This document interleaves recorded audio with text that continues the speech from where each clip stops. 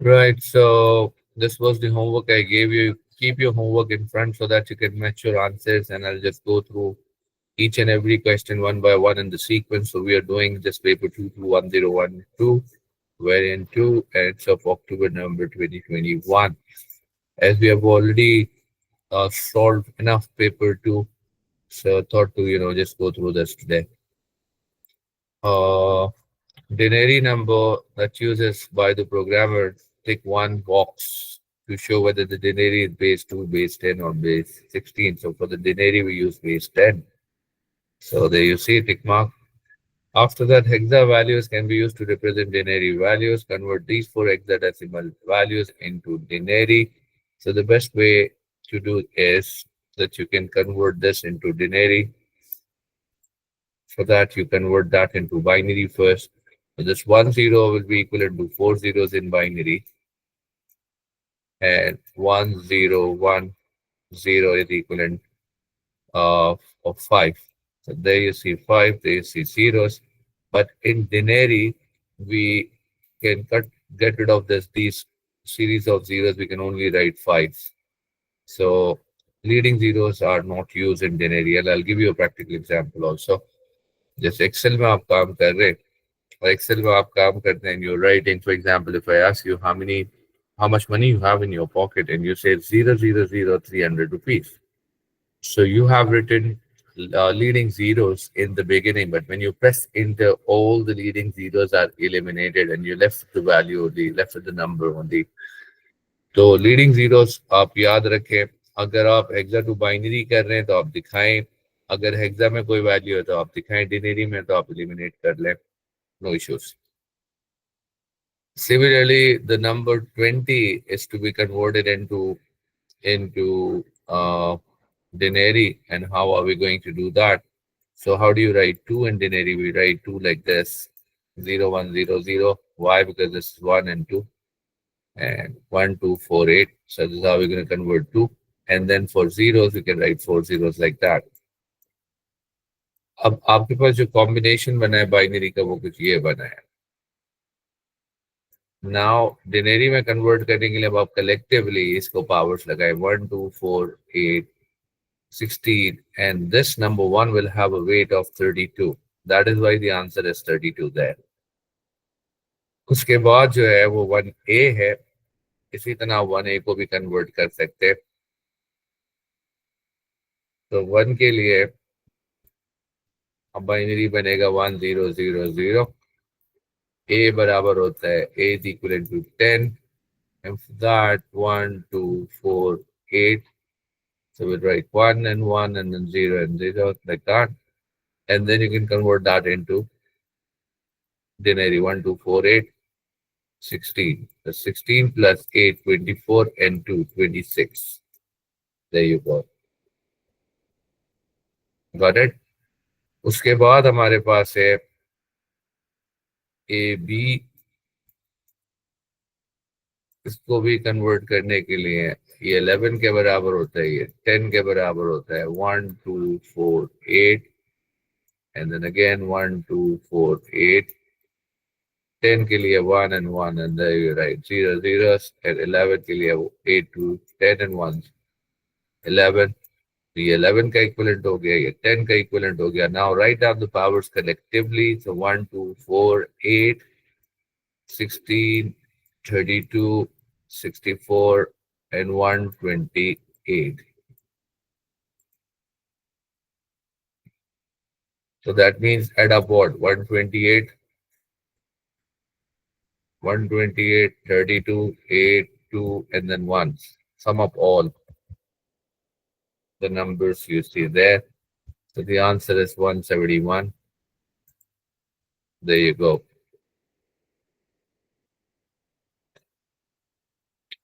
Working आप दिखाएं तो अच्छा है. यहाँ पर आ जाते हैं तो कहता है एग्जा values can also be converted into binary. Take one box to show the correct 8-bit number for each hexa value. So 25 was the number and you're converting it into binary. How do you do that?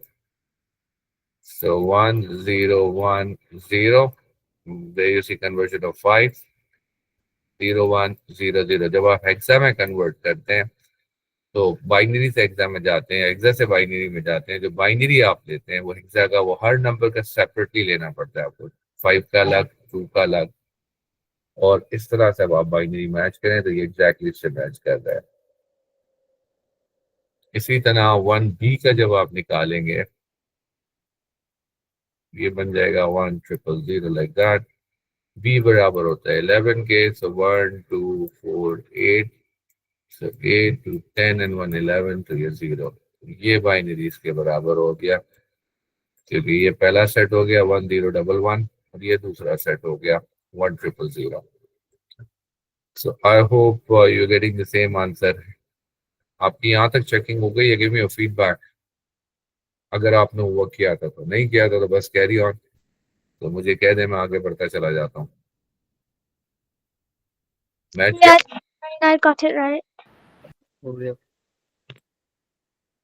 Give one way that hexadecimal is used in web development. Hexa web development में colour codes के लिए use होता है।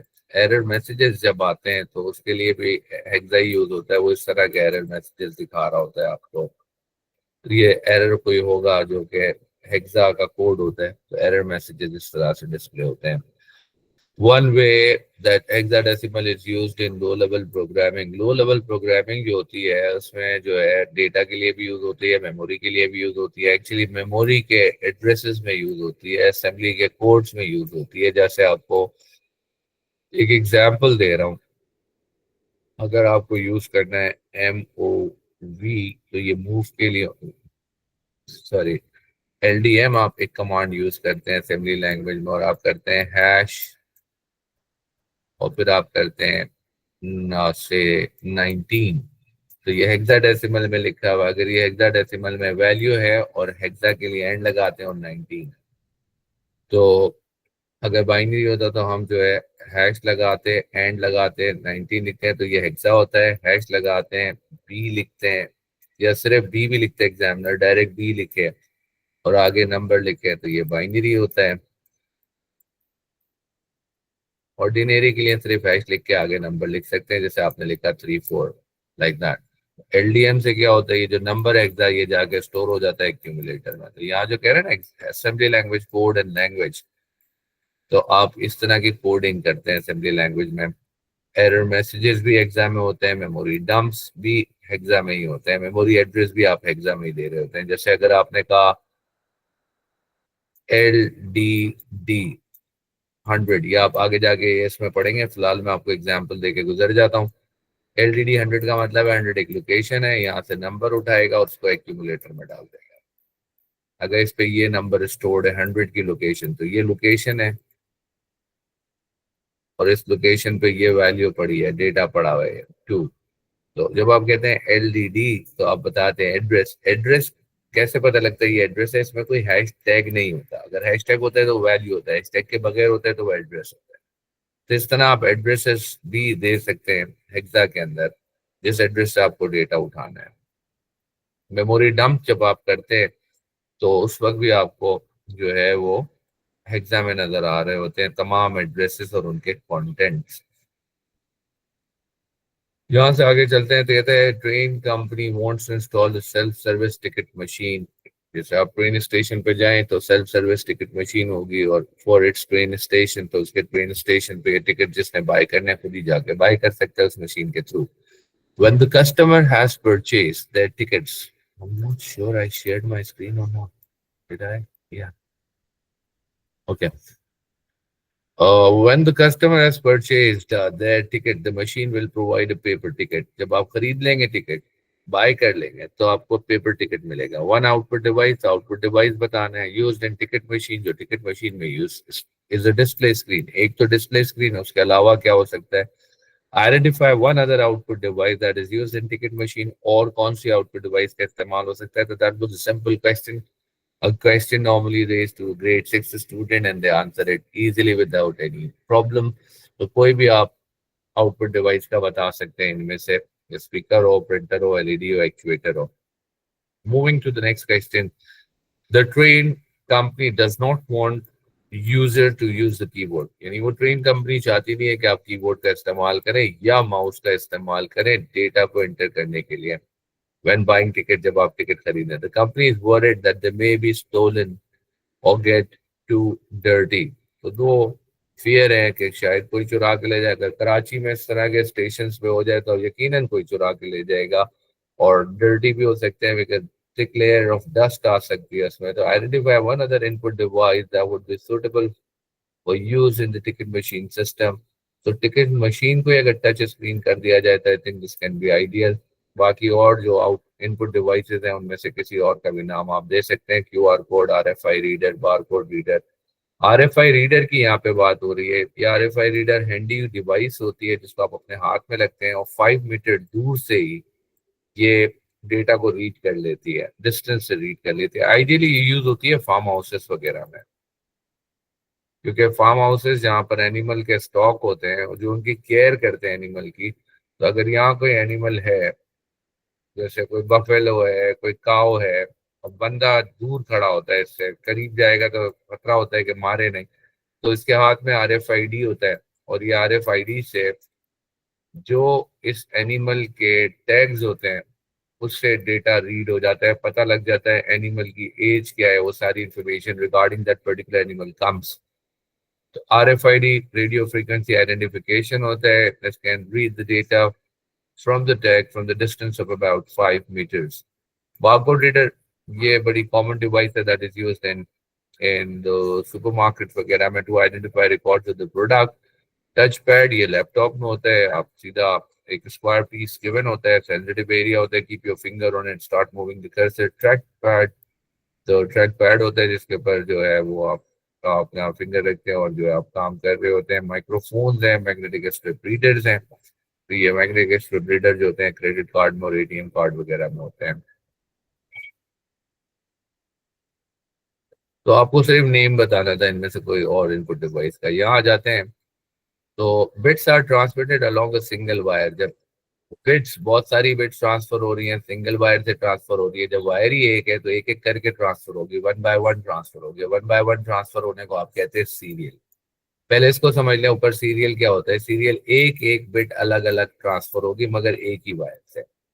Parallel में बहुत सारी wires होती हैं, डेटा मल्टीपल बिट्स ले रहा, मल्टीपल बिट्स आ रही होती है मल्टीपल वायर्स से। जब दूसरे एंड पे आती हैं तो अगर वो मिक्स एंड मैच होने के चांसेस होते हैं, तो data can be muddled up, data can be mixed up.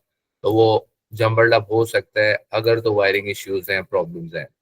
But ये फास्टर होता है। और क्लोजर डिवाइस जो होती है ना, जैसे प्रिंटर है, जैसे प्रिंटर आपसे कंप्यूटर से क्लोजर होता है, उसके लिए होता है। और ये जो मेथड है ये डिस्टेंस पे रखी डिवाइसेस के लिए होता है, उनके साथ कम्युनिकेशन करने के, लॉन्ग डिस्टेंस के लिए होता है सीरियल। ये शॉर्ट डिस्टेंस के लिए होता है। और ये टू वे होता है, और टू वे साइमल्टेनियस होता है। ये पैरेलल, पैरेलल डुप्लेक्स जो है वो टू वे साइमल्टेनियस भी होता है। एनीवेज यहाँ पे दिया हुआ है parallel half duplex. Half duplex जो होता है वो वन वे होता है, two way but one by one होता है। टू वे और वन बाय वन होता है। सीरियल डुप्लेक्स है, टू वे होता है, साइमल्टेनियसली होगा ये, मगर सिंगल वायर होगी इसमें। पैरेलल सिंप्लेक्स है तो इसका मतलब डेटा जाएगा या आएगा वन वे होगा ये। अब आ जाते हैं इधर, देखते हैं। Bits are transmitted along a single wire. तो सिंगल वायर से बिट ट्रांसफर हो रही है, सीरियल है। और डुप्लेक्स है क्योंकि सिंगल वायर से जब ट्रांसफर होती है तो डेटा जा भी सकता है और डेटा आ भी सकता है। Data is transmitted in both direction. Data दोनों डायरेक्शन में है, तो दोनों डायरेक्शन में डेटा अगर ट्रांसफर हो रहा है तो ये कौन सा है, कहाँ कहाँ होता है, डुप्लेक्स में होता है। डुप्लेक्स में होता है। अब ये जो डुप्लेक्स है ये सिंपल डुप्लेक्स है, इसका मतलब साइमल्टेनियसली होते हैं, at the same time data send भी होता है, रिसीव भी होता है। हाफ डुप्लेक्स में वन बाय वन होता है, टू वे होता है मगर वन बाय वन होता है। It is only suitable for distances less than 5 meters. 5 meter से कम का डिस्टेंस अगर है तो मैंने आपको बताया था पैरेलल उसमें बहुत ये ज्यादा कन्वीनियंट है, जो प्रिंटर वगैरह को कनेक्ट करने के लिए होता है। अब प्रिंटर कोई आपके कंप्यूटर से 5 किलोमीटर दूर नहीं होता, क्लोजर होता है, तो इसलिए पैरेलल है। और प्रिंटर पे डेटा जाता है, प्रिंटर वापस कुछ नहीं भेजता है डेटा, तो ये वन वे होता है, तो इसलिए ये हाफ डुप्लेक्स है, वन वे।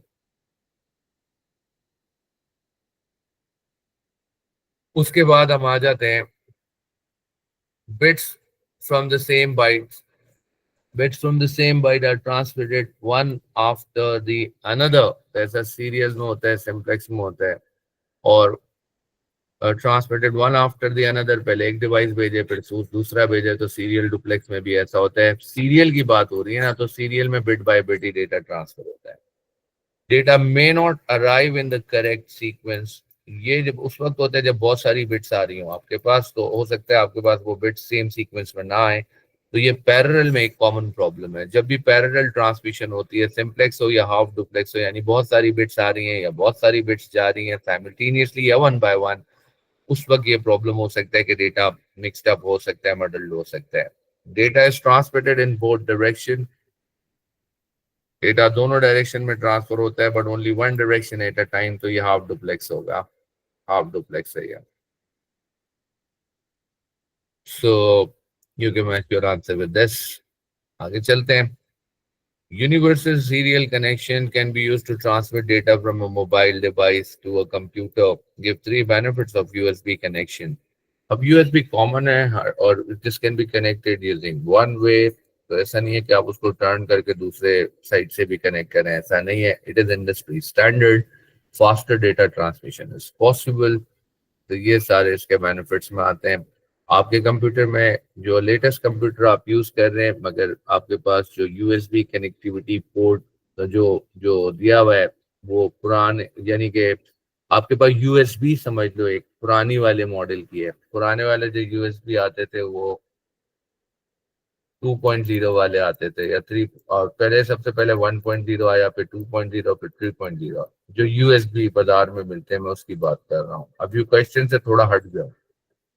अब ये यूएसबी आपके पास है, इसको आप अपने कंप्यूटर में जब लगाते हैं, तो आपके कंप्यूटर i7 है, i7 है, तो वो लेटेस्ट मॉडल का है। तो वो लेटेस्ट मॉडल का कंप्यूटर पुराने मॉडल की यूएसबी भी चला सकते हैं और लेटेस्ट मॉडल वाली भी चला सकते हैं। तो ये ओल्ड मॉडल है, ओल्ड फैशन है, ये न्यू है, अपडेटेड है। तो ये बैकवर्ड कंपैटिबल इसको कहते हैं, कि इसमें नई हो पुरानी हो सब चलती है, बैकवर्ड कंपैटिबल है। आपके i7 मशीन जो है वो बैकवर्ड कंपैटिबल है। So can change the power, can charge the power। Mobile phone के आप जो है अपने मोबाइल फोन को चार्ज कर सकते हैं यूएसबी के थ्रू। यूएसबी जो होती है याद रखें सीरियल होती है, तो डेटा उसमें मडल्ड अप नहीं हो सकता है, करप्ट नहीं हो सकता है, क्योंकि एक एक बिट करके डेटा आएगा, one by one, bit by bit आएगा डेटा, वन बाय वन आएगा डेटा, बिट बाय बिट। तो चांसेस ऑफ एरर रह नहीं जाता। Cable can only be plugged in one way. एक ही तरफ से आप करेक्ट कर सकते हैं, can not be inserted incorrectly. Faster होता है, बैकवर्ड कंपैटिबल होता है, सपोर्ट डिफरेंट ट्रांसमिशन स्पीड, क्योंकि इनकी स्पीड डिफरेंट होती है, सभी को सपोर्ट करता है। और जब आप कंप्यूटर में लगाते हैं तो खुद ही से कनेक्ट हो जाता है, ऑटोमेटिकली कनेक्ट होता है। और इनके ड्राइवर आपके पास ऑलरेडी डाउनलोडेड पड़े होते हैं, या अगर नहीं भी होते तो वो डाउनलोड हो जाते हैं। This type of question can be tricky, can be a bit complex. The paragraph explains the operation of digital touch screen. Complete the paragraph using the list of terms। In terms को आपने जब fit करना है, तो capacitive touch screen में ऐसा होता है, कैपेसिटिव टच स्क्रीन में ऐसा होता है कि कंडक्टिव या कैपेसिटिव प्रॉपर्टीज होती हैं, और उससे मिलता है change in the field. The coordinates इसी तरह से, फिर जो स्क्रीन के कोऑर्डिनेट्स होते हैं, क्योंकि हम बात कर रहे हैं टच स्क्रीन की, तो टच स्क्रीन में कोऑर्डिनेट्स होते हैं। मतलब मैंने अगर यहाँ टच किया तो that's the point where I have touched. तो ये कोऑर्डिनेट्स, इसके X axis Y axis coordinates of user touch can be calculated. जब आप टच करते हैं तो इस तरह जो है जहाँ टच किया होता है वहां से करंट डिटेक्ट होता है, फिर पता लग जाता है। In resistive touch screen user pushes the top layer. Resistive में ऐसा होता है जब आप टॉप लेयर को पुश करते हैं तो बैक लेयर पे करंट ट्रांसफर होता है। It connects the bottom layer to complete the circuit. Circuit complete होता है, current transfer होता है, and this touch screen is cheaper to manufacture, और ये resistive cheaper होता है, capacitive is more expensive. और सर इंफ्रारेड में क्या होता है? कौन सा? इंफ्रारेड। इंफ्रारेड में क्या होता है? इंफ्रारेड में तो ऐसा होता है कि आपके पास you have the grid on the screen and you have array of sensors.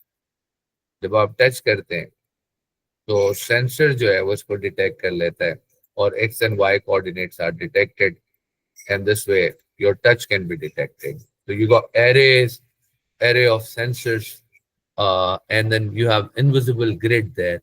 You can touch wherever you like and sensors can detect. This is how it works. ये इंफ्रारेड वाले का बता रहा था मैं.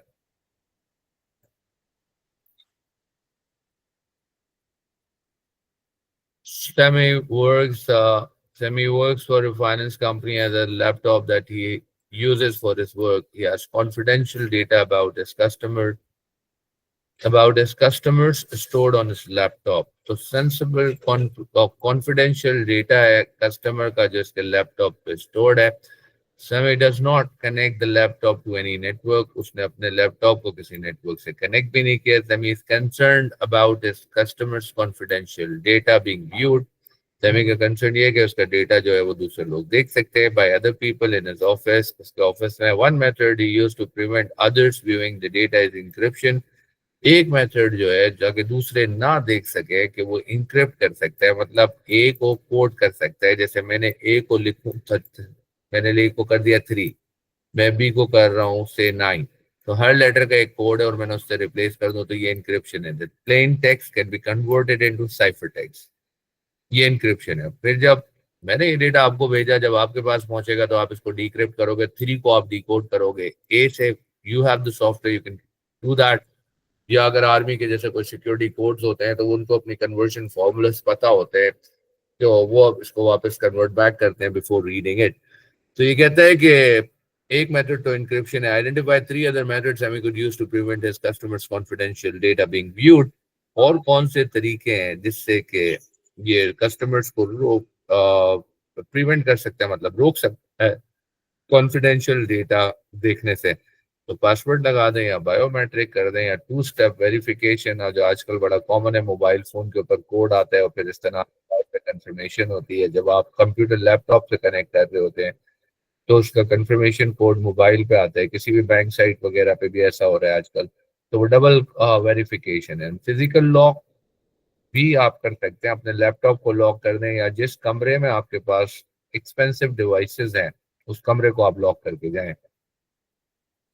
Sami creates videos for the finance company website that gives customers advice about their finances.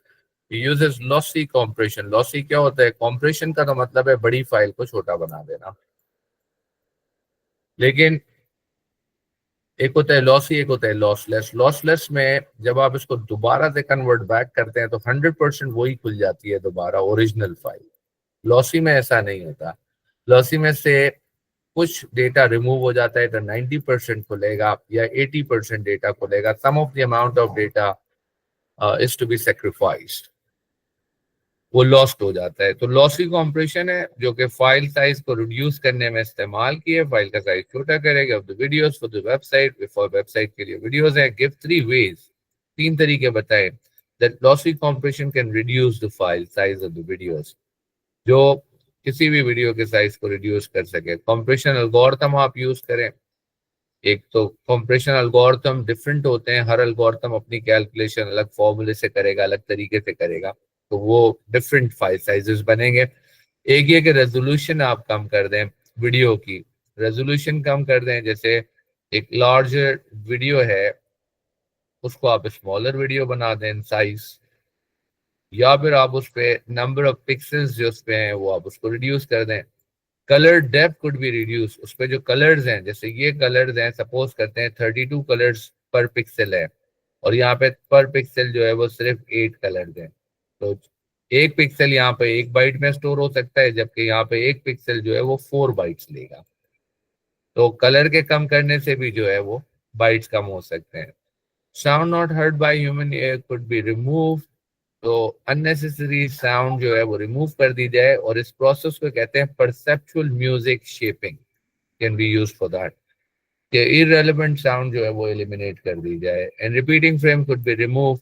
जैसे video के अंदर इस तरह के फ्रेम्स होते हैं, one after another, thousands of frames होते हैं। अब अगर शुरू के 3 फ्रेम्स हैं जिसमें एक बर्ड नजर आ रही है, और वो बर्ड सिर्फ यही है और सेम साइज में, और कहीं मूव भी नहीं हुई है, सेम जगह पर है, तो इन फ्रेम्स को आप 4 टाइम्स रिकॉर्ड करने के बजाय एक ही बार रिकॉर्ड करें विद इट्स फ्रीक्वेंसी। तो इसको रिकॉर्ड करना है, this frame can be recorded with its frequency that came 4 times. तो ये लास्ट वाले पॉइंट का मतलब है, repeating frames could be remove. तो ये रिपीट हो रहे थे फ्रेम्स, तो हमने इसको रिमूव कर दिया और उसकी फ्रीक्वेंसी रिकॉर्ड कर दी। तो जब आप इसको वापस से कॉम्प्रेशन के बाद जब ये डीकॉम्प्रेस्ड होगी, तो ये क्या करेगा, इस फ्रेम को कॉपी पेस्ट करके वापस से ऐसा बना देगा। कितनी कॉपीज? इसकी 3 मोर कॉपीज बना देगा। एक ये खुद है कॉपी, और इसकी 3 मोर कॉपीज, क्योंकि फ्रीक्वेंसी यहाँ गिवन है। Got it? ये one drawback of using lossy compression. Lossy का क्या ड्रॉबैक है? लॉसी से क्वालिटी रिड्यूस हो जाती है, डेटा लॉस्ट हो जाता है, ओरिजिनल फाइल वापस नहीं आती है, 100% वापस नहीं आती है। Sammy could have used lossless compression to compress the videos for the website. वो लॉसलेस कॉम्प्रेशन भी यूज कर सकता है वीडियो के लिए। Give one reason why would use lossless compression. क्यों वो लॉसलेस यूज करेगा rather than lossy? Because you want videos of the same quality, better quality या superior quality. You want original quality to be retained. तो एक तो quality बेहतर होगी, और उसको ओरिजिनल क्वालिटी रिटेन रखनी है। रिटेन का मतलब है जैसे पहले था वैसे ही रहे। Data is not permanently lost. Data lost नहीं होता है, वापस जब वो डीकॉम्प्रेस होती है तो 100% वापस रिक्रिएट हो जाती है। Significant reduction in file is not required. जहाँ पे हम नहीं चाहते कि बहुत ज्यादा फाइल रिड्यूस हो, इतनी रिड्यूस नहीं हो रही है, no problem, but I want all the data to be recreated when the file is decompressed. तो ये थोड़ा बड़े साइज पे कॉम्प्रेशन हुई है। लॉसलेस अगर लॉसलेस होता तो और छोटा हो सकता था। और लॉसलेस जो है वो ये वाला है। लॉसलेस जो है उसमें साइज बढ़ गया है, मगर लॉसी में साइज मजीद कम हो सकता है, मगर आई डोंट वांट लॉसी, क्योंकि इसमें डेटा लॉस्ट हो जाएगा, इसमें लॉस्ट होगा data.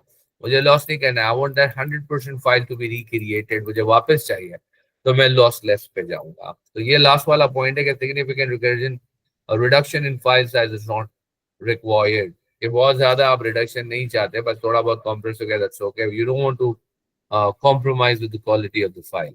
Give 2 disadvantages of SAMI using lossless compression rather than lossy. Lossless में क्या होगा, take more time to transfer file, क्योंकि फाइल जो है कॉम्प्रेस होती है, तो कॉम्प्रेस होकर बहुत छोटी नहीं बनती है, बहुत ज्यादा कॉम्प्रेशन नहीं होती है। तो जब ज्यादा कॉम्प्रेशन नहीं हुए, सपोज 10% फाइल कॉम्प्रेस्ड हुई है, फाइल साइज 10% रिड्यूस हुआ है सिर्फ, तो इसका मतलब है कि अगर ये से 1 किलोबाइट की थी, 1 KB थी, 1 KB में होते हैं, से 1 किलोबाइट में होते हैं 1000 बाइट्स। तो अब जब ये 10% रिडक्शन के बाद यहाँ पे 900 बाइट्स होंगे, तो बहुत ज्यादा रिडक्शन नहीं हुई है, तो टेक्स मोर टाइम। तो ये वक्त ज्यादा लेगा कॉम्प्रेशन के बाद, अपलोड करने में, डाउनलोड करने में, डीकॉम्प्रेस करने में जगह भी ज्यादा लेगा फिजिकली, और डेटा इसमें ज्यादा होगा, और ज्यादा बैंडविड्थ आपकी खर्च होगी, ज्यादा बैंडविड्थ कंज्यूम करेगा डेटा को भेजते वक्त और रिट्रीव करते वक्त इंटरनेट के थ्रू, अपलोड एंड डाउनलोडिंग के वक्त।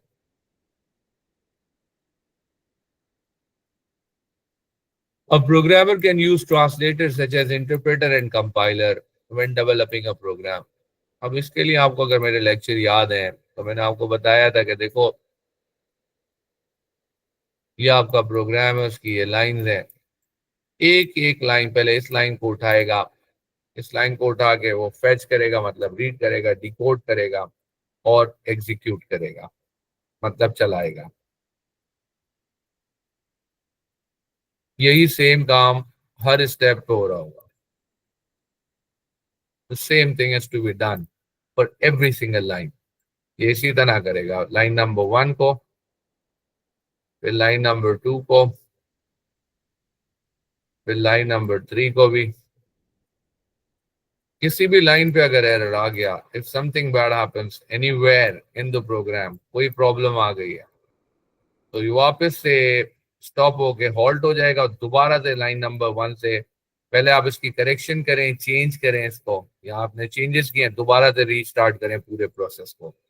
ये सब कहाँ होता है? This whole thing is done in interpreter. This is the job of the interpreter. Interpreter takes your program, translate your program line by line, read it, decode it, execute it line by line, and this process is long enough. सबसे बड़ा problem interpreter के साथ क्या है? आपको आपको दोनों चीजें अवेलेबल रखनी है, सोर्स कोड भी, आपका प्रोग्राम भी आपके पास हो, और उसकी कंपाइल्ड, और उसके साथ साथ आपके पास इंटरप्रेटर भी मौजूद हो। आपका प्रोग्राम भी हो और इंटरप्रेटर भी हो, ये दोनों चीजें होंगी आपके पास, तो ही आप अपने प्रोग्राम को चला सकते हैं। दोनों चीजें मस्ट हैं।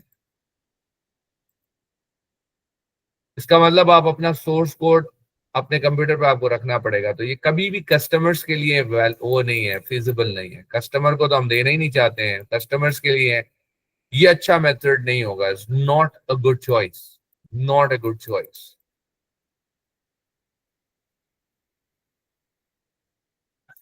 That is why this kind of translator is not used for the commercial purposes. अगर आप सॉफ्टवेयर हाउस चला रहे हैं और किसी को प्रोग्राम बेचना चाहते हैं, तो आप तो सोर्स कोड अपने पास ही रखेंगे। You never give it to anyone. आप इसको अपने पास रखते हैं, क्यों? So that your customer will remain bound to come back to you. वापस आपके पास आता है, बोलता है, miss miss Orva, you made the software for me 5 years back, 3 years back. So we need some changes. The size of the company expanded, and could you please make the change in it? आप bound है, आप customer आपके पास आएगा क्योंकि आपने उसको source code दिया नहीं है। लेकिन अगर आपने सोर्स कोड ही दे दिया, तो फिर तो कस्टमर बोलेगा, यार this programmer is too expensive, अब इसके पास सोर्स कोड आ गया, ये फिर कस्टमर किसी और प्रोग्रामर को इनवाइट करेगा और उससे चेंजेस करा लेगा। New programmers are hired to make the change and mode, others can modify your data. तो मॉडिफिकेशन पॉसिबल होगी इसके अंदर, modification can be done, can be made. बात समझ आ गई है? अब आते हैं दूसरे पे। दूसरा था कंपाइलर वाला, और कंपाइलर वाले में मैंने आपको बताया था क्या होता है कि आपका जो प्रोग्राम है, उसकी जो लाइंस हैं, वो कई लाइन का प्रोग्राम है। ये पूरे प्रोग्राम को पढ़ेगा top to bottom in one go. क्या करेगा? रीड करेगा, read it in one go. ये वन गो में पढ़ लेगा इसको, पूरे प्रोग्राम को ऊपर से लेके नीचे तक। फिर दो पॉसिबिलिटीज होंगी, या तो आपके प्रोग्राम में बग्स हैं। अगर बग्स हैं तो एक फाइल बनेगी जिसमें सारे बग्स होंगे, with their line numbers, with their explanation, with names and line number, type of error that came, full details के साथ होगी। और अगर कोई बग नहीं हुआ तो एक ऑब्जेक्ट कोड बन जाएगा। ऑब्जेक्ट कोड जो होता है वो कन्वर्टेड कॉपी होती है, ये ऑब्जेक्ट कोड बन जाता है। तो ये कहलाता है आपका ओरिजिनल प्रोग्राम, जो कि कहलाता है सोर्स कोड। ये आप अपने पास रखते हैं। ऑब्जेक्ट कोड जो है, ये आप जब एक दफा क्रिएट हो जाता है, नो, ये उसी वक्त होगा when there are no bugs, जब कोई बग्स ही नहीं है, फिर ये क्रिएट होगा। जब ये क्रिएट हो जाता है तो आप क्लाइंट को देते हैं। इसके आगे और भी काम करते हैं, एक लिंकर होता है, मगर वो आपके सिलेबस में नहीं है, तो I am not going in that detail. वो जब आप ए लेवल्स में आएंगे तो उस वक्त आपको सिखाया जा सकता है। Meaning, object code is a converted copy of your program and that can be passed on further. मैं नहीं कह रहा हूँ क्लाइंट को देंगे, इसके आगे दो और स्टेजेस हैं, थोड़ा यहाँ पे बस इतना लिखना काफी है, that can be passed on to the next stage. सही है? वैसे होता क्या है आपको समझा देता हूँ आपकी नॉलेज के लिए। ऑब्जेक्ट कोड के बाद एक और प्रोग्राम होता है लिंकर। लिंकर क्या करता है, आपके पास जो प्रोग्राम होते हैं वो प्रोसीजर्स एंड फंक्शंस भी होते हैं, उसमें बहुत सारे मॉड्यूल्स भी होते हैं, बहुत मल्टीपल मॉड्यूल्स को वो एक सिंगल फाइल पे ले आता है, सिंगल फाइल पे ले आता है, वन फाइल पे ले आता है। और वो फाइल बंद कौन सी होती है, वो EXE फाइल बनाता है, और ये फाइल आप क्लाइंट को देते हैं। लेकिन ओ लेवल्स में फॉर सम रीजन वो इसको डिस्कस नहीं करते हैं, वो सिर्फ डायरेक्ट बुक्स वगैरह में लिखते हैं कि object code is given to the client, तो क्लाइंट के पास ऑब्जेक्ट कोड चला जाता है, ओरिजिनल प्रोग्राम आपके पास रहता है, यू कीप इट, या आप अपने पास रखते हैं, you never give it to anyone, this like your baby, right, you would never give away your baby to unsafe hands, या आप अपने पास रखेंगे। अगर बग्स आ गए तो क्या करेंगे, अब बग्स को पढ़ें, इस फाइल को प्रिंट कर लें या पढ़ते जाएं और फिर इसको मॉडिफाई करें पूरे को, और फिर दोबारा से पूरा प्रोसेस रिपीट होगा, फिर से कंपाइलेशन होगी, मतलब ट्रांसलेशन होगी।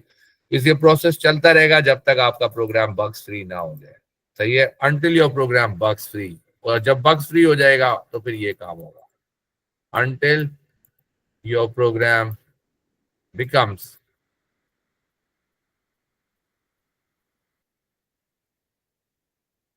Bugs free. जब बग्स फ्री हो जाएगा तो आपके पास ऑब्जेक्ट कोड आ जाएगा, फिर ऑब्जेक्ट कोड आता है तो वो आप क्लाइंट को दे देते हैं। इतना डिवीजन आई थिंक काफी है, आगे जो क्वेश्चन है उनके लिए। Given similarity between the compiler and the interpreter, दोनों के दोनों ही ट्रांसलेटर हैं, दोनों हाई लेवल लैंग्वेज को कन्वर्ट करते हैं मशीन कोड पे, ये कॉमन पॉइंट है, दोनों एरर्स को चेक करते हैं, दोनों रिपोर्ट प्रोड्यूस करते हैं कि क्या एरर्स हैं। एक लाइन बाय लाइन बताता है, एक पूरे प्रोग्राम का कलेक्टिवली बताता है, मगर बताता है।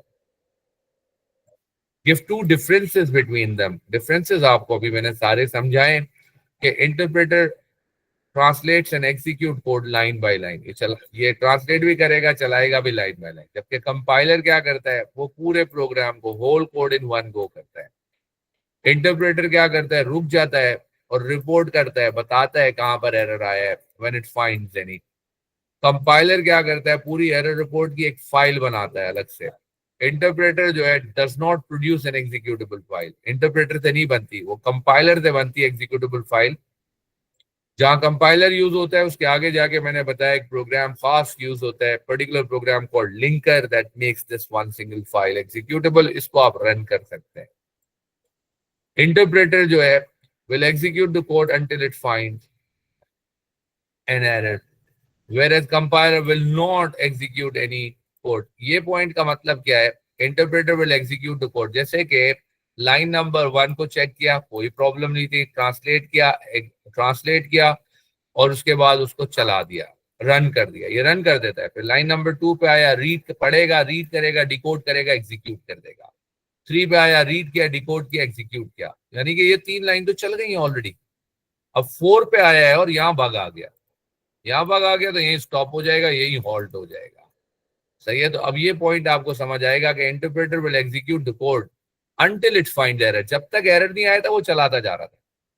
कंपाइलर में तो ऐसा होता ही नहीं है, कंपाइलर में तो पूरा प्रोग्राम पहले कंपाइल कर लेता है, जब कंपाइल होता है फिर जाके एग्जीक्यूटेबल फाइल बनती है, फिर जाके रन होती है वो फाइल, उससे पहले रन ही नहीं हो सकती है। Interpreter allows correction of errors in real time, जैसे जैसे एरर आते हैं आप रियल टाइम में उसको चेंज करते रहते हैं, whereas compiler needs to retranslate the code each time the error occurs. तो जब भी एरर आएगा कंपाइलर के थ्रू आपको पूरा गो थ्रू करना पड़ता है from the whole phase. Identify one other type of translator, और कौन सा ट्रांसलेटर आपने पढ़ा था, वो असेंबलर था। And remember, assemblers are used for or made for assembly language only। ये assembly language के प्रोग्राम को कन्वर्ट करने के लिए होता है, जिसको आप कहते हैं assembler।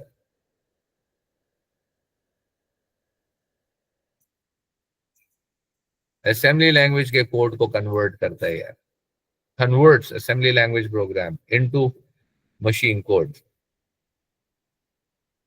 5 statements are giving about output devices, टिक करने आपने बताना है कौन सी को क्या सूट करता है। uses position and alignment marker for the orientation when scanning, तो ये QR कोड है, क्योंकि QR कोड के अंदर बड़ा इंपॉर्टेंट होता है कि आप सही पोजीशन पे स्कैनर की स्क्रीन को रखें।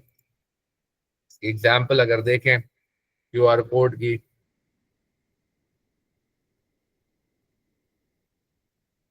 अम,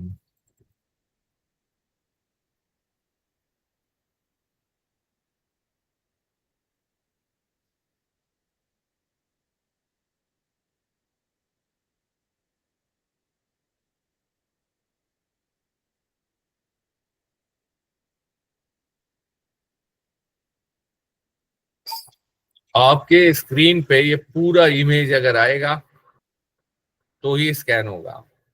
तो जब आप कैमरा ऑन करते हैं तो ये पूरा इमेज स्कैन लेता है, पहली चीज। दूसरी चीज, ये अलाइनमेंट बड़ी इंपॉर्टेंट है। ये जो लाइंस हैं ये अलाइंड है फुली, जो गैप्स हैं इनके दरमियान और जो बॉक्सेस हैं उनके साइजेस, ये मैटर करते हैं। That's what the examiner says that to use the position and alignment markers for orientation when scanning, ये क्यूआर कोड में होता है। बारकोड अगर होता है तो बारकोड के अंदर बोलते हैं थिन एंड थिक लाइंस कहता है। Thin and thick lines are used, vertical thin and thick lines, ऐसी लाइंस होती हैं। कोई थिक लाइन भी होती है, कोई थिन लाइन भी होती है। तो वर्टिकल लाइंस की बात करता है तो फिर आप बारकोड पे टिक करते हैं। Scan the shape and appearance of an object. किसी भी ऑब्जेक्ट को स्कैन करना हो तो ये तो एक नॉर्मल स्कैनर, 3D स्कैनर के अंदर आप उसको डाल देते हैं। स्कैनर भी हो सकता है 3D scanner. 3D scanner latest चीज है जिसमें आप ऑब्जेक्ट को ही डाल सकते हैं और वो object as it is scan हो जाता है। एक वो फ्लैट बेड स्कैनर आता है, वो डॉक्यूमेंट वगैरह को स्कैन करता है। तो आप कवर उठाते हैं उसका, फिर you put the document on the glass and then the scanning is done.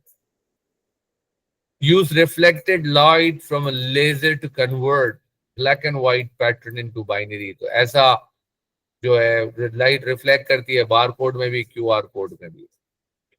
Can often built into an electronic point of sale. EPOS system कौन सा होता है? वो इम्तियाज सुपरमार्केट पे जो कंप्यूटर रखे होते हैं उसके साथ वहां पे बंदे खड़े होते हैं बिलिंग के लिए, आप उनके पास ट्रॉली लेके जाते हैं। ये उन सिस्टम्स को कहते हैं EPOS, electronic point of sale system, ये कहलाते हैं। सुपरमार्केट वगैरह में होते हैं तो वहां पर भी जब वो बारकोड यूज करते हैं तो लाइट तो रिफ्लेक्ट करती है। It is an example of input device. तो इनपुट डिवाइस की एग्जाम्पल ये तीनों ही थी, तो तीनों पर टिक लगा देना है। An electronic game has 3 square mats that are colored red, green, and blue. The player will see a color displayed on the screen, has 1 second to hit the mat that matches the color. If the player hits the correct mat within 1 second, a counter is incremented. When a player hits an incorrect mat, the game ends. तो आपने सही mat को आपने जो है hit करना है with in 1 second time, तो वो काउंट करेगा। The game uses sensors and microprocessor to determine if the player hits the correct mat within 1 second time or not. Explain how the game uses sensors and microprocessor to count the number of times the player hits the correct mat within 1 second time. तो वहाँ timer का तो इस्तेमाल must हो गया। Timer start हो जाता है हर मर्तबा जब आप हिट करेंगे, हिट से पहले टाइमर स्टार्ट होगा, रिस्टार्ट होगा, फिर दूसरे हिट से पहले टाइमर का काम है। प्रेशर सेंसर जो कि जब भी आप टच करते हैं तो प्रेशर सेंसर जो है वो अपना काम करेगा। सेंसर जो है डेटा देगा प्रोसेसर को, प्रोसेसर उसको कन्वर्ट करेगा एडीसी पे और ये कंपेयर करेगा उस डेटा को वैल्यूज को। अगर वो मैच कर गया कि इन द रेंज है, आउट ऑफ द रेंज है, यानी विद इन 1 second टाइम है या आउट ऑफ 1 second टाइम है, ये डिसाइड होगा in the range, out of the range. अगर मैच कर गया तो टाइमर स्टॉप हो जाएगा और साथ साथ अगर 1 second के अंदर हुआ तो इंक्रीमेंट होगा, और अगर नहीं हुआ 1 second से ज्यादा हो गया तो फिर इंक्रीमेंट नहीं होगा। तो ये बात है आपको यहाँ पे लिखनी है। If the correct colour mat is hit, timer is reset. Timer reset होता है, होल प्रोसेस इज रिपीटेड, और ये फिर प्रोसेस चलता चला जाएगा जब तक आपका गेम चल रहा है। Data has not come from the correct colour mat sensor, the game end. अगर आपने जो है वो करेक्ट सेंसर्स, करेक्ट मैट को टच नहीं किया तो गेम जो है वो एंड हो जाएगा। ये जो शुरू के स्टेप्स हैं ये सेम ही रहते हैं तक।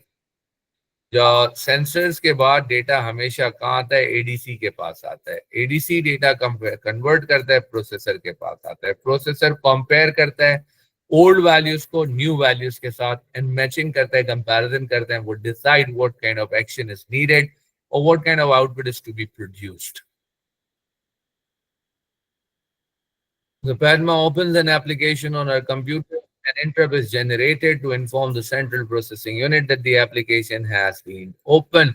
इंटरप्ट जनरेट होगी जो सीपीयू को बताएगी कि आपने कोई एप्लीकेशन खोली है, जैसे कि मैंने ये खोल दी और ये बंद कर दी। तो बंद करने पे, खोलने पे, मिनिमाइज करने पे, मैक्सिमाइज करने पे इंटरप्ट आएगी। Gives other examples of when interrupt signals could be generated. Interrupt और कब आती है, तो इसकी तो बहुत सारी एग्जांपल हो सकती है। जब आप माउस से क्लिक करते हैं, सिंगल क्लिक, वन क्लिक, तो उस वक्त भी इंटरप्ट आएगी। क्लिक ट्वाइस कर रहे हैं आप, फिर भी इंटरप्ट आएगी। माउस का बटन प्रेस करके रखेंगे, होल्ड इट डाउन, फिर भी इंटरप्ट आएगी। When you leave the button, फिर इंटरप्ट आएगी। इसी तरह कीबोर्ड का बटन प्रेस करेंगे तो इंटरप्ट आएगी। कॉम्बिनेशन ऑफ कीज प्रेस करेंगे तो इंटरप्ट आएगी। When you leave the key, फिर इंटरप्ट आएगी। इसी तरह प्रिंटर की बात करें, पेपर खत्म हो गए तो इंटरप्ट आएगी, इंक खत्म हो गई तो इंटरप्ट आएगी। प्रिंट के लिए डेटा चला गया प्रिंटर की मेमोरी में, बफर फिल हो गया तो इंटरप्ट आएगी। बफर खाली करना है तो इंटरप्ट आएगी। प्रिंटर अगर आउट ऑफ इंक हो गया या प्रिंटर अगर प्रॉब्लम कर गया, मेल फंक्शन आ गया तो इंटरप्ट आएगी। तो so many causes of interrupt. मगर याद रखो कि इंटरप्ट सिर्फ एरर या प्रॉब्लम आने पर नहीं आती, इंटरप्ट आपके एक्शन से भी आती है। एक्शन इन सेंस कि आपने कीबोर्ड से की प्रेस किए या माउस से प्रेस किए या प्रोग्राम चलाया या प्रोग्राम को क्लोज किया, उसकी भी इंटरप्ट होती है। तो there is a long list of interrupts causes. State what would happen if the interrupt signals were not used in a computer. कि वो अगर इंटरप्ट यूज नहीं होते, इंटरप्ट सिग्नल यूज नहीं होते कंप्यूटर के अंदर, तो फिर क्या होता है? इसका मतलब है कंप्यूटर जो है वो only start new task when it had finished processing the current task. Computer will not be able to do multitasking. तो मल्टीटास्किंग हो नहीं सकती है। कंप्यूटर को पता नहीं चलेगा कि मुख्तलिफ डिवाइसेस पे क्या चल रहा है, बिकॉज डिवाइसेस की कम्युनिकेशन होनी चाहिए। कम्युनिकेशन होती इंटरप्ट से है। इंटरप्ट सिग्नल्स होंगे तो ही डिवाइस कम्युनिकेट करेंगी, वरना तो प्रॉब्लम आ जाएगी। एरर्स का भी नहीं पता लगेगा कब क्या एरर आए, क्योंकि अगर इंटरप्ट नहीं होंगे तो एरर का भी नहीं पता लगेगा। And computer would become impossible to use. इसके बगैर गुजारा नहीं है। Germain uses SSL Security Socket Layer Protocol for secure transmission. Protocol कहते हैं सेट ऑफ रूल्स को जो ये बताते हैं कि डेटा एक कंप्यूटर से दूसरे कंप्यूटर पे किस तरह ट्रांसफर होगा। इंक्रिप्शन करनी मस्ट है, टू वे होगी, वन वे होगी, सीरियल होगी, पैरेलल होगी। तो ये सारे रूल्स हैं that are pre decided.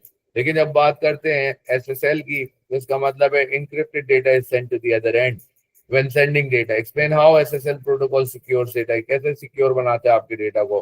Enables an encrypted link between the browser and the web server. Browser का मतलब है कि आपके यहाँ पे ये जो सॉफ्टवेयर है क्रोम का, ये ब्राउजर है, इसके दरमियान और वेब सर्वर, वेब फेसबुक का सर्वर हो, तो ब्राउजर और सर्वर के दरमियान एक इनेबल कर देता है इंक्रिप्टेड लिंक को, जिससे डेटा इंक्रिप्ट होता है। और उसके बाद एसएसएल ऑथेंटिकेशन सर्टिफिकेट भेजता है। कोई भी साइट आप खोलें, अगर वो एसएसएल सर्टिफाइड होती है तो आप यहाँ जाएं, आपको पता लगाना है कि नहीं है सर्टिफाइड, तो इधर जाके आप चेक कर सकते हैं। यहाँ पे उसकी सिक्योर सर्टिफिकेट आ रहा होता है, ये सर्टिफिकेट है। तो इससे पता लग रहा होता है इश्यू कब हुआ सर्टिफिकेट, मंडे 31 2025। एक्सपायर कब होगा? मंडे 23 जून 25।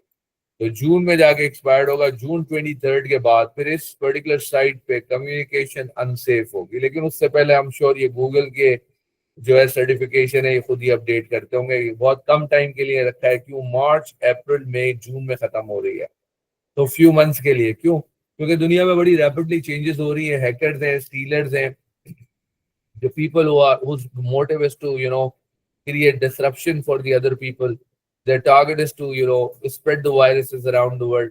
तो इतनी जल्दी जल्दी रैपिडली वायरसेस बनाते हैं या हैकिंग अटेम्प्ट्स करते हैं न्यू तरीके से, तो उनको मॉनिटर करने के लिए आपको अपने एल्गोरिथम्स को भी स्ट्रॉन्ग करना होगा। तो उसको कम टाइम के लिए आप रखते हैं सर्टिफिकेट की वैलिडिटी, ताकि अगर मेरी कंपनी ने उर्वा की कंपनी से सर्टिफिकेशन ली है और उर्वा की कंपनी रिस्पॉन्सिबल है, तो मैंने 3 मंथ्स का कॉन्ट्रैक्ट करना ज्यादा बेहतर है। क्यों? 3 मंथ्स के बाद वो कॉन्ट्रैक्ट एक्सपायर होगा, उर्वा को मुझे न्यू वर्जन देना पड़ेगा अपने सॉफ्टवेयर का, मेरी साइट को सिक्योर बनाने के लिए।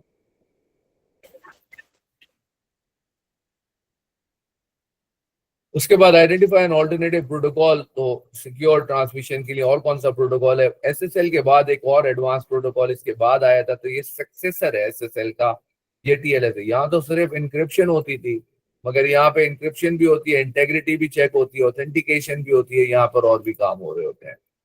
तो ये टीएलएस जो है ये इंक्रिप्ट भी करता है, ये ऑथेंटिकेशन भी चेक करते हैं।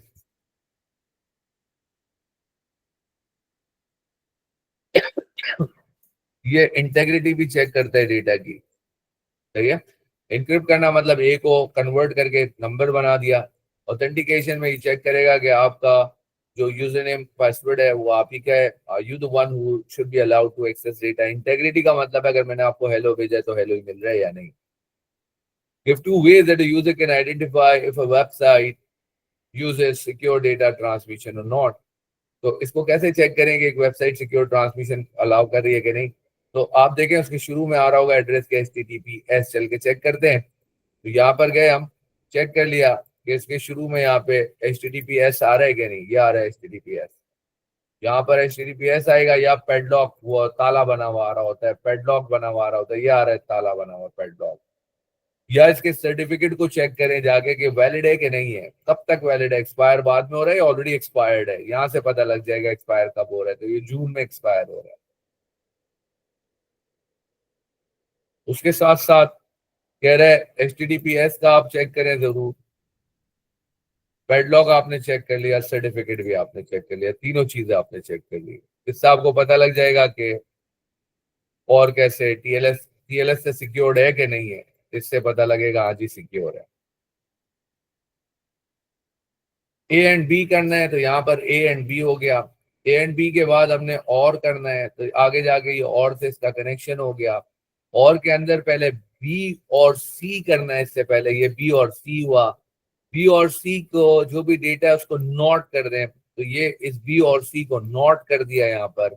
और इस नोट के ये पूरा एक सॉल्व हो गया, ये पूरा एक सॉल्व हो गया। इसको इसके साथ ज्वाइन कर दें और नोट वाले को भी और के साथ ज्वाइन कर दें। इसलिए यहाँ से वायर जो है ये और के अंदर आ रही है और ऊपर से भी एंड वाली वायर भी और के अंदर आ रही है। जब ये हो गया तो आगे जाके नैंड हो रहा है और ये पूरी स्टेटमेंट नैंड हो रही है। This whole thing is to be NAND. तो इसका जो पूरे का और का जो आउटपुट है ये नैंड हो रहा है किसके साथ, ये सी के साथ नैंड हो रहा है। तो यहाँ से सी से एक इंटायरली डिफरेंट वायर आ रही है जो सी से आ रही है और नैंड। तो इस तरह ये आपका बन जाएगा। लेकिन बी को बी के साथ कनेक्ट करने का मतलब है ये, सी को सी के साथ कनेक्ट करने का मतलब है।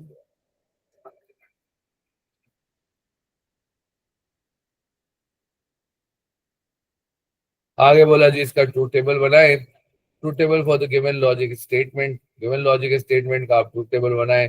Identify two logic gate that are not included in the given diagram. वो कौन से हैं जो इस गिवन डायग्राम में इस्तेमाल नहीं हुए। तो इसमें जोर भी इस्तेमाल नहीं हुआ है, उसमें एक स्नॉर वो आपके सिलेबस में नहीं है, बहरहाल वो भी इस्तेमाल नहीं हुआ है। और इसमें कौन सा इस्तेमाल नहीं हुआ है, इसमें नॉर भी इस्तेमाल नहीं हुआ है। और हो गया, एंड भी हो गया, एंड भी हो गया, और भी हो गया, ठीक है, ये इस्तेमाल नहीं हुआ है। अब इसकी इक्वेशन को अगर आप देखते हुए और सॉल्व करना चाहें तो लेट्स से आप इसको सॉल्व करने जाते हैं।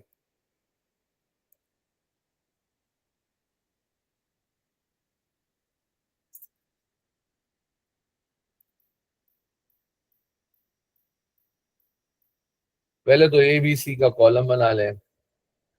एग्जामिनर आपको फर्स्ट रो की वैल्यू देगा या पूरा टेबल बना के भी दे सकता है जिसने दिया है यहाँ पे बना के ऑलरेडी, या नहीं दिया। एबीसी की वैल्यू 0 से स्टार्ट की हुई है तो आप भी 0 से स्टार्ट। अकबर से टेबल है बनाने की जरूरत नहीं है, मुझे बनाना पड़ेगा।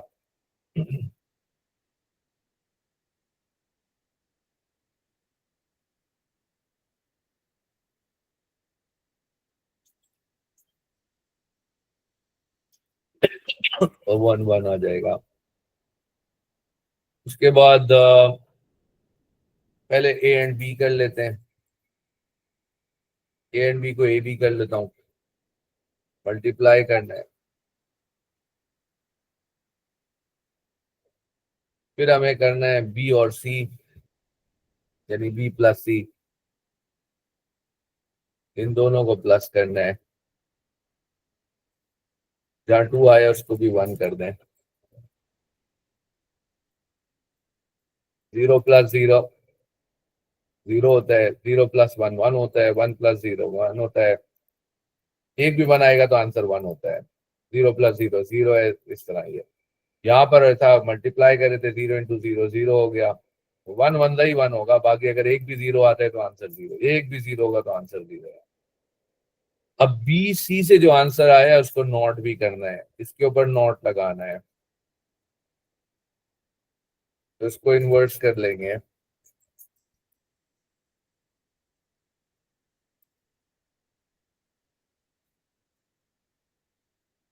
उसके बाद हमने इस पूरे का जो आंसर निकाला है, और किसको कर दिया मैंने भाई, मैंने और गलत कर दिया है, जस्ट सेकेंड।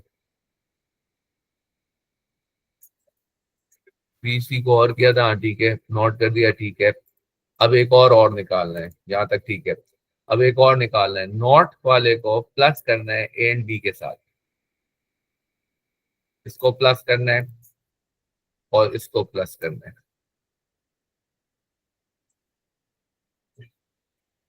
इन दो को प्लस करना है आपने।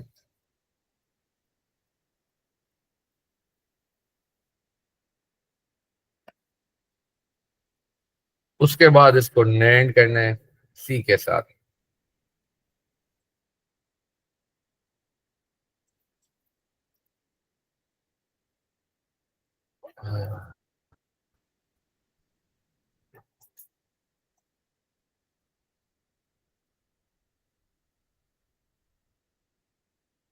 इस वाले और के फाइनल आंसर को नेंड करना है सी के साथ।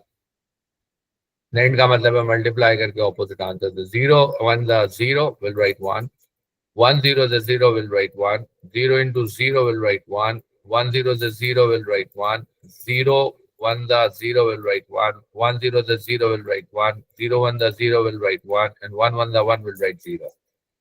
तो सारे माने आखिरी वाला 0 है। There you go। यहाँ पर खत्म हो गया जनाब ये पेपर पूरा। So there the class has ended. Next class में will come up with some more example with a different paper। तो आपने कैसा रिस्पॉन्स था आपका, आपने अपने आंसर चेक किया, हाउ वाज इट?